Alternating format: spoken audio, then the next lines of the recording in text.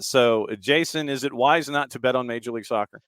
Well, yeah, I mean, parity is a real thing. Like, there's not the giant separation between teams. And when you get into a match week like Wednesday, where, I mean, you've got some teams that have played midweek games like 2, 3, 4 weeks in a row, it feels like legs are gone, sharpness isn't there, crazy things happen. So, combine that with the lack of a large gap in terms of quality between teams, and you get crazier results in this league, more unpredictable results. That's what keeps it really interesting. That's what gives everybody an opportunity. But yeah, if you're betting on this league in large volumes and just making random plays, you're insane. Oh boy. I did not bet on the Quakes. I'm not betting on the Quakes. I don't bet on the Quakes at this point, because my issue with the Quakes is the fact that they still have Lucci managing it. They didn't replenish that roster the way it deserved to be replenished, because go watch the Quakes in 2023. Early in the season, we watched them like, that's a fun team. Like, oh no, they're actually good. That's like just a straight up solid team, not an MLS Cup team. That was a solid team. And they didn't replenish that roster. When you had guys go out, you did not bring guys back in. I'm not betting on the Quakes. I feel bad for the insane San Jose fans who, were fans from the start, not the ones who did it as a gimmick and then fell in love like I did, and just made bad decisions. But like people who were invested there, who have to watch this basura, where it's just a team that isn't being invested in enough on the ownership side. Okay. So then, since you're on a roll, what's your first question for Jason? Is Jason's here getting ready to keep an eye on practice and other things? Jason's also getting his boards together because he has a busy weekend of calling games. True. So Jason, I guess for this weekend, so I want to ask you about something, and I apologize if this ends up taking a chunk of the segment. It's something that Tata Martino talked about a lot, and it's something Gonzalo Pinedo touched on after the game, which is the idea of one more in the back. You went with one of the reasons you go three in the back is, it's two up top, whereas you might go four in the back with one up top. So you have one more defender per attacker. I know it's not a hard and fast and set in life rule. How are you feeling this weekend about how you set that up? Do you add an extra center back for security, or do you continue with the four with someone sliding over and helping provide that security? Maybe it's Caleb Wiley staying deep, or do you just add the other center back there depending on who's available? Charlotte doesn't really play two up top, and I think when you get into this conversation, there's multiple levels to it. I think with Gonzalo, he's not someone of the kind of the Bielsa mindset, which Tata has some of. Gabriel Heinze had a lot of it. Heinze was rigid in this. If a team was going to play two up top, he played three center backs. If they played one striker, then he played two center backs. I mean, you could clock it. And I think I said it before every game, like what it was going to be in terms of how many center backs. That was how he structured his team. It was loose in terms of the overall formational structure, but they played the same way. It was about that numerical superiority. Miami, you can list it as a 4-3-3 if you want, but you know how it's going to go pretty much with Messi and Suarez being central. So you'd like to have one extra guy there against that kind of quality. And it worked, and it suited the team, and it suited the guys that were available. That doesn't mean because Charlotte doesn't play two up top that you can't play three center backs. You can. You just have to be dialed in terms of how you deal with it, because sometimes, and we've seen this play out with different teams in the world, where three center backs against one forward, you've got, one guy who might be more of the safety valve, and then the other two are like pointing fingers at who's taking the forward. You've got to be dialed in terms of when that forward moves, either passing him off to the other one, making sure you have cover, and also making sure you're not wasting a guy in the back. If it happens, I think you have the players to be able to do this. Let's say Atlanta goes three center backs and Charlotte plays a 4-3-3 with Adjumon up top as the 9. Okay, you You got to make sure he's covered at all times because he's going to make you work for sure. But when you're in possession, you don't need to play 3 versus 1 defensively there.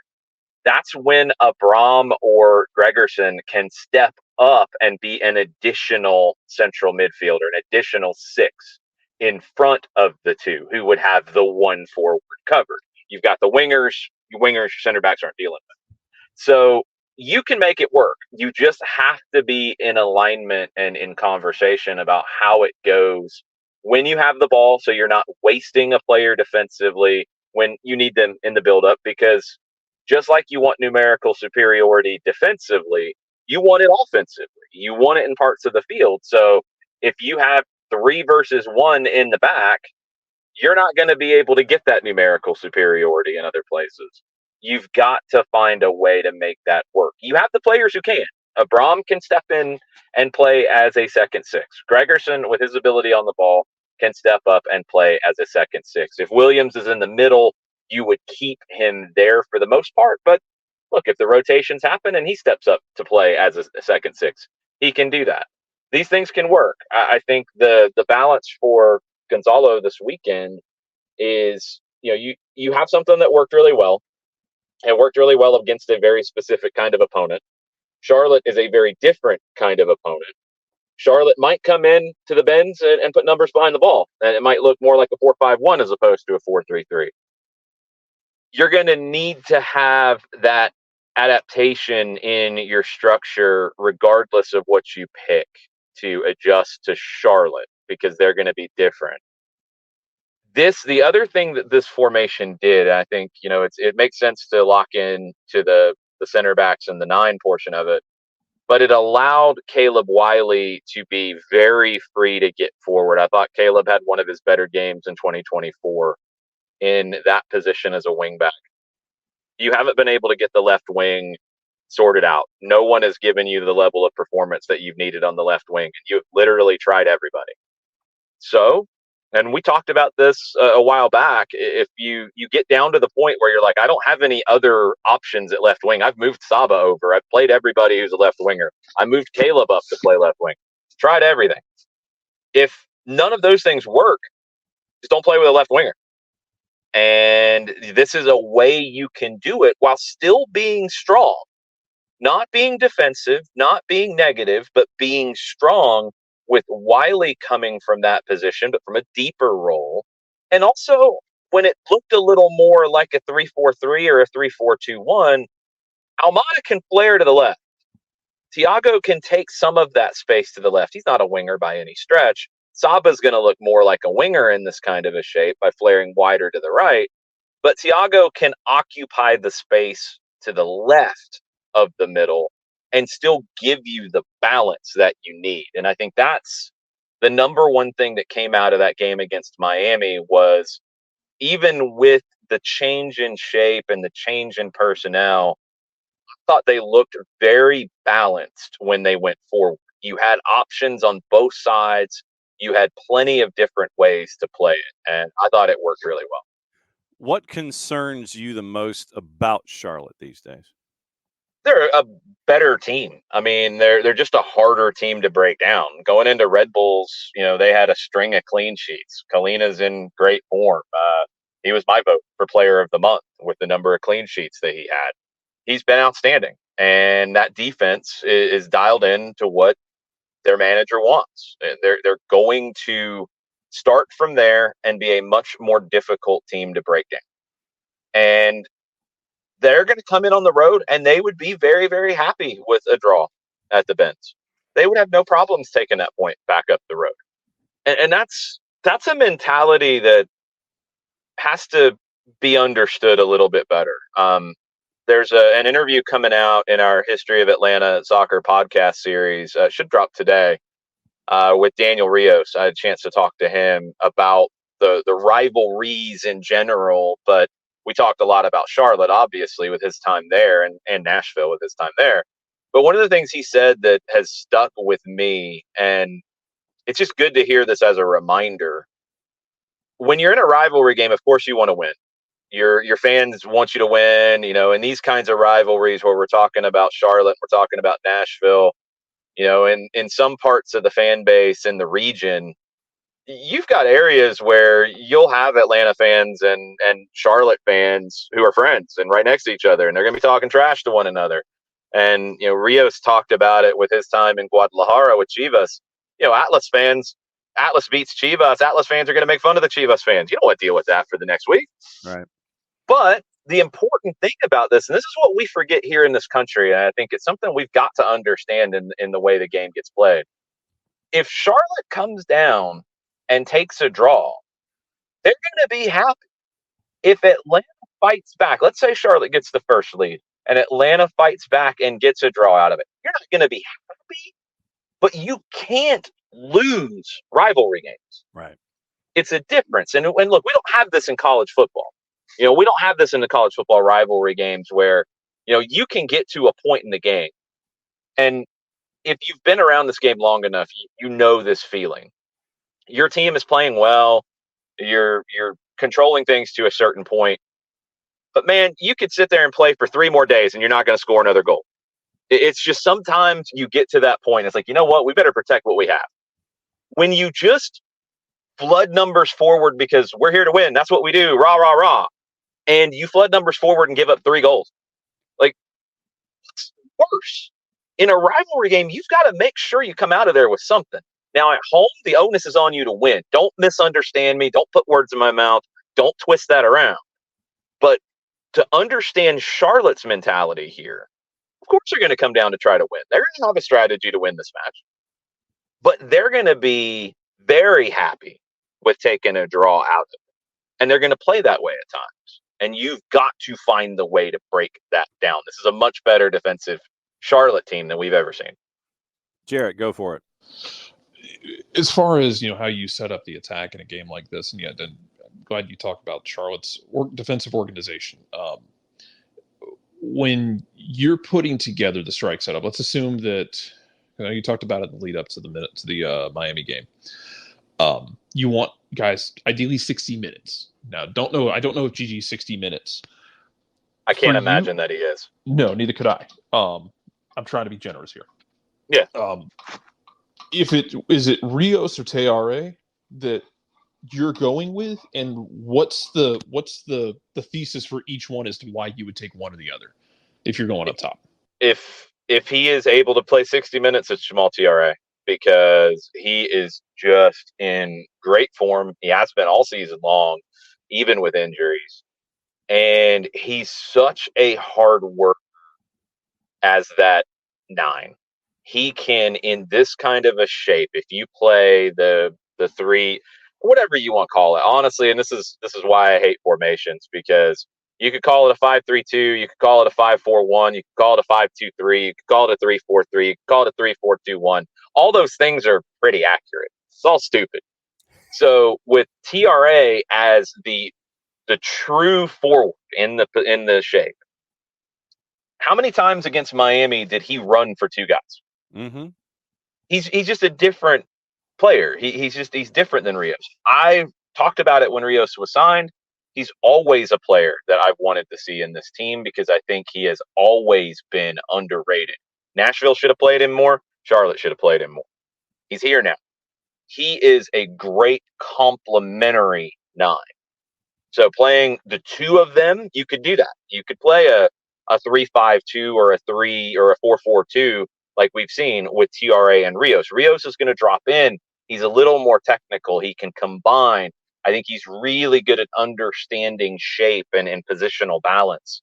But TRA is the guy that you've got to go with because of where he is right now in form and the work he can give you. And when you're a tired team, like every team in the league is right now, and you've got somebody that, look, he might be only able to go 60, and if Yorgos can go up from about 15 to 20 minutes available to closer to 30, that's a pretty good balance, because Jamal's the kind of guy who will go out there and give you every ounce of energy he has for as long as he's on the field. And when he starts to do it and have success and be disruptive, you get that running from others, and it becomes contagious, and it makes the team better. And you saw Miami's difficulties at times playing through was essentially a one-man press.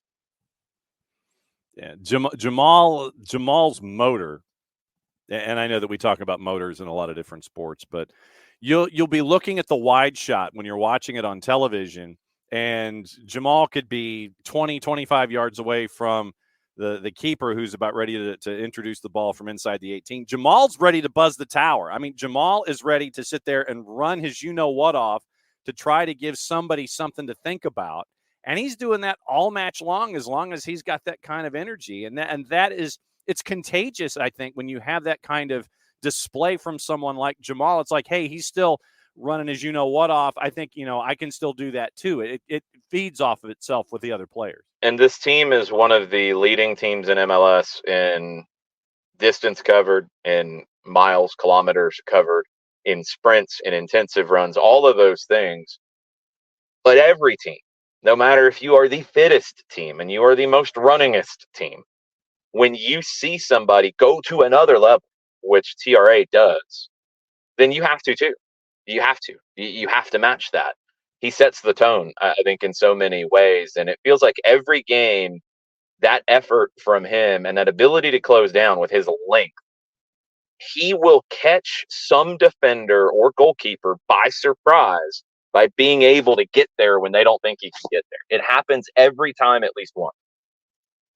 How much longer do we have you, partner? Another 5-6 minutes or so. Okay, Jarrett, go for it. Sorry, I'm answering questions about today's game. Yeah, don't get me started on that one, man. I didn't say a damn word to you. You don't want to go there. I didn't say anything to you. Uh-huh. I'm not putting my hand in the bear trap. You don't want to. I actually wanted to ask you about something positive. Okay. Decatur FC. Yes. You got a question about Decatur FC? Yes. I have to find it now. Did you get a chance to talk about it? And what you've seen so far and what you've experienced so far with Decatur FC coming online? I mean, it's twofold. It's the community aspect of it, which is awesome. And I've been involved with both Georgia Impact and Decatur FC from the beginnings for both of them. Decatur thought about coming in last year. They wanted to hold off and get everything right. It was the right decision from our friend Gareth O'Sullivan. And then they weren't sure they were going to be able to do it this year, but Decatur High School became available, and it's such a great facility for them, right in the middle of downtown Decatur, walking distance to the O'Sullivan's pub. You get that back and forth. It's an amazing community feel, and Impact does a great job with the community feel up in Canton as well, and that's always the kind of clubs that I'm going to gravitate to and support. What's impressive about this Decatur team, and there's so many players that I know from Georgia State and from other local colleges, and from coming up in the community, that it's a really good group of players. This is a really good team. Bree Barley's somebody that I've talked about for years at Georgia State. Honestly, you want to make a comparison, really similar with her defensive work and her just willingness to grind off the ball to Jamal TRA. She always makes things happen. She's an attacking player who's very creative, scored the first goal for Decatur, but she loves to press and she loves to turn teams over. So you've got that up top. You've got Jada Foose in the back in goal. Now, I'm not sure if you're going to have her all season long. That's the one thing about these summer leagues that is tough, is players got to get ready for their fall season.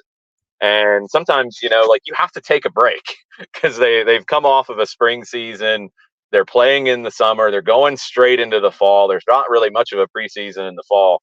Sometimes you need that physical break, but also that mental break. So I think keep that in mind with these summer teams, where you'll see players in different phases. You might not see somebody at the beginning because they might take the break at the first portion of the season.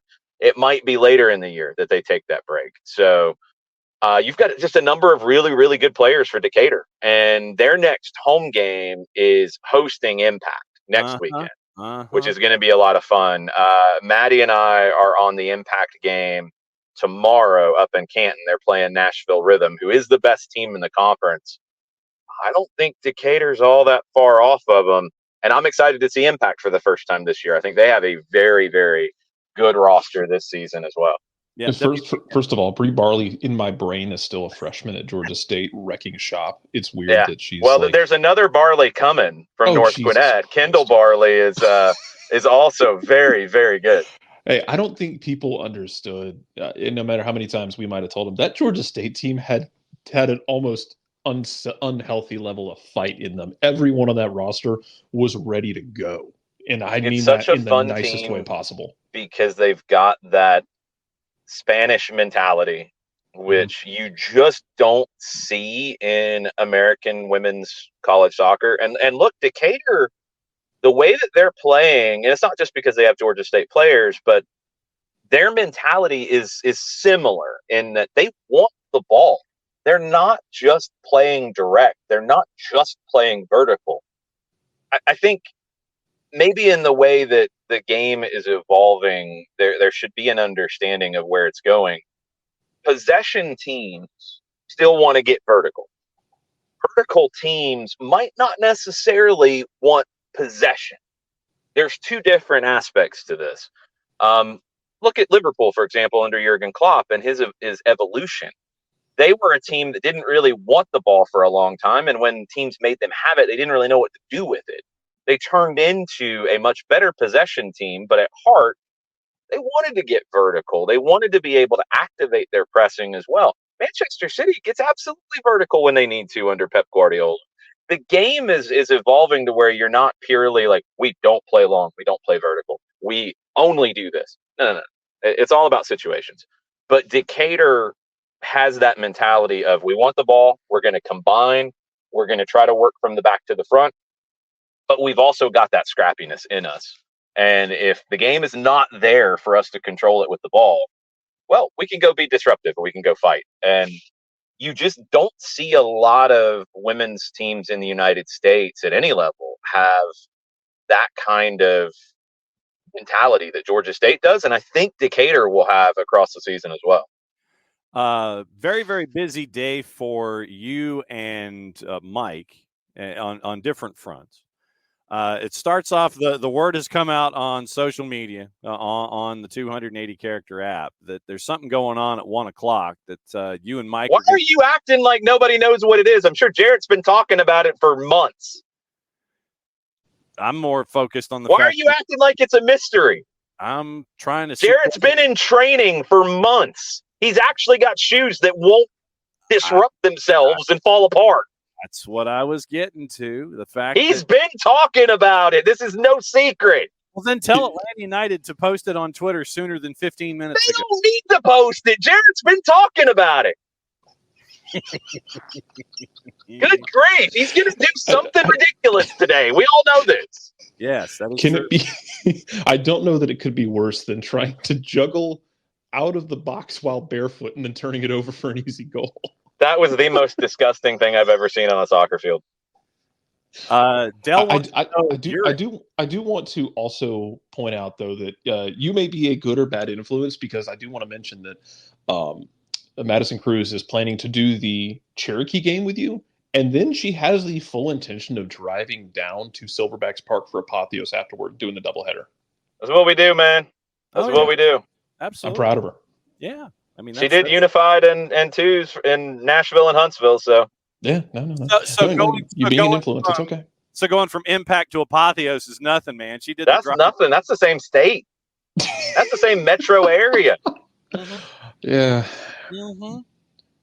Hey, you know what? Everyone who's the trick is just to survive the haint that is Silverbacks Park. Oh yeah, no, you got to be careful. There might be things that smell really bad. There might be things that you don't want to know what it was because it's not that anymore. There's a lot of things there you got to be careful about. They're working on it. It's gotten better. It definitely has. But Alex, I promise that Jason doesn't need a cookbook for his grievances against all of us. He keeps them. They're mentally on point at all times. Oh yeah, I mean that's just come on. And I've been doing this a while. Jason doesn't play anymore, but I can confirm he has a very good right foot. Mm-hmm. I wish that I could. I kind of, in what I do, need my brain. And I had a bad concussion, God, what about 12 years ago now? Not quite 12 years ago now. I was coaching and got hit in the back of the head with a ball, and I had played all my life up to that point and had probably had multiple concussions, just didn't know because we were all dumb in those days. Yeah. Was never knocked out, so there was never like a point where I would have, when I was coming up playing either as a kid or in high school or as an adult after, where I would have thought about having a concussion. But, you know, I mean, elbows to the head, I got kicked in the head playing goalkeeper as a little kid. The best basketball play I ever made in intramurals at UGA, I drew a charge in the last second of our tournament game from this gigantic guy that I was not having a good time defending. But drew the charge. We ended up winning the tournament game. My head bounced off the floor like a basketball. Was, you know, again, this is late 90s. Like, it's just, you know, you get up and you play because we didn't know any better. So when I got my bad concussion, I decided I wasn't going to play anymore. Now I really, really miss it. I wish I could jump out there and nutmeg Jarrett 5 different times in this game, but I can't. Because I would nutmeg Jarrett in the game and then dribble back around him the other way and nutmeg him again. Even if you were on the same team? No, I wouldn't be on the same team. I do have a little bit of pull. I would make sure that didn't happen. Okay. But, yep, in the media game, Jarrett and Maddie are going to be they're going to be participating 1:00 on Atlanta United social media. I'm excited to see if Tyler Pilgrim can be the first person in media game history to score a hat trick while wearing a hat. He might be able to pull it off. The wearing a hat part, yes. The hat trick part, I don't know.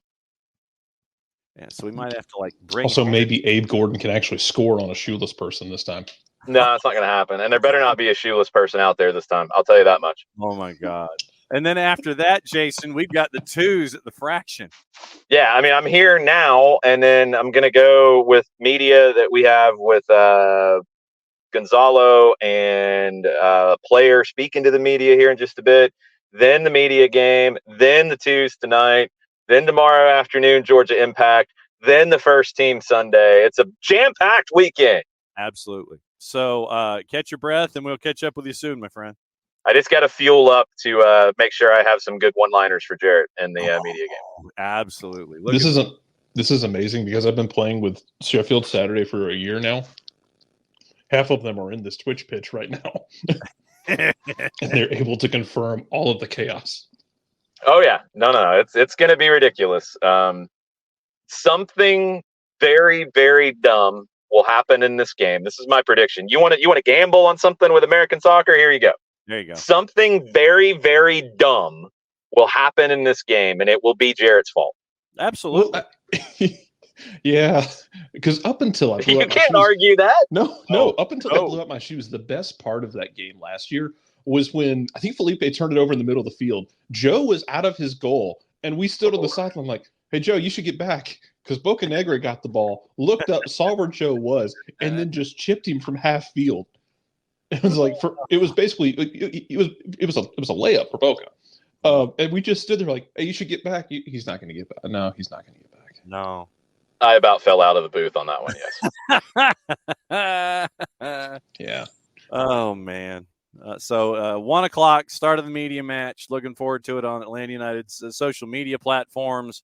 And the even money that something is going to happen, something stupid's going to happen, and that Jarrett will be immediately linked to it. I think is no, immediately linked. He's going to do it. There's no linkage. He's going to do something very, very dumb. 2 years in a row. It's like you just keep adding numbers to the sign. I mean, you had 5 things to pick from last time. I think it will be less than that. Yeah, but at least one very dumb thing will come from Jarrett Smith in this match. Yeah, so if you've got your over-under at plus 0.5, take the over of stupid things that will happen in the match. See if you can find that one on one of the betting sites. Exactly. All right, we'll see you in a bit.